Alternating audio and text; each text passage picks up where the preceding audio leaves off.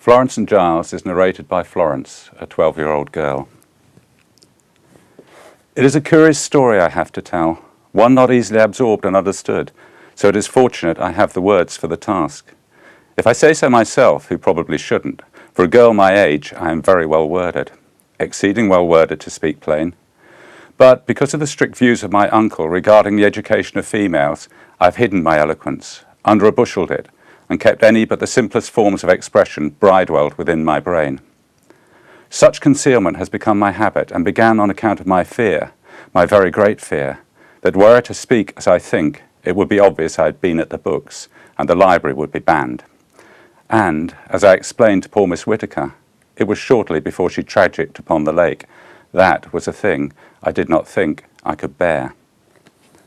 Blythe House is a great barn, a crusty stone mansion of many rooms, so immense it takes my little brother Giles, who is as fast of limb as he is not of wit, 3 minutes and more to run through its length.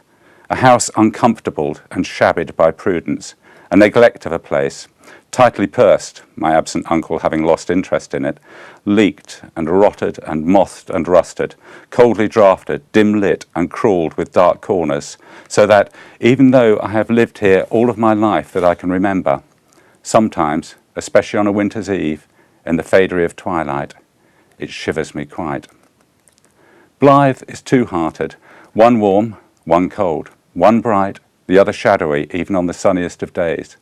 The kitchen, where the stove is always burning hot, is jollied by fat Meg, our cook, smiley and elbowed in flour, often to be found flirted by John the manservant, who seeks a kiss but is happy to make do with a floury smack.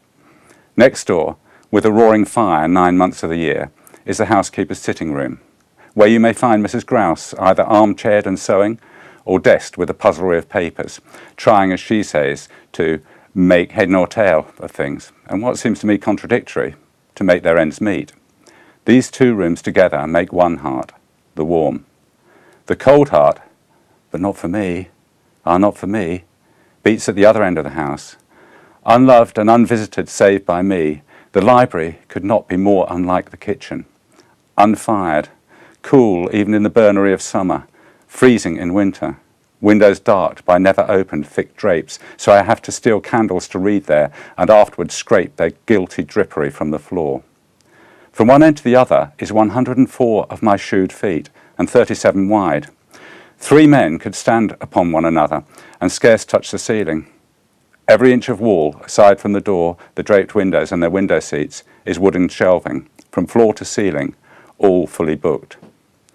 No maid ever ventures here. The floors are left unbroomed, for unfootfalled as they are, what would be the point? The shelves go unfingerprinted, the wheeled ladders to the upper ones unmoved, the books upon them yearning for an opening, the whole place a dustery of disregard.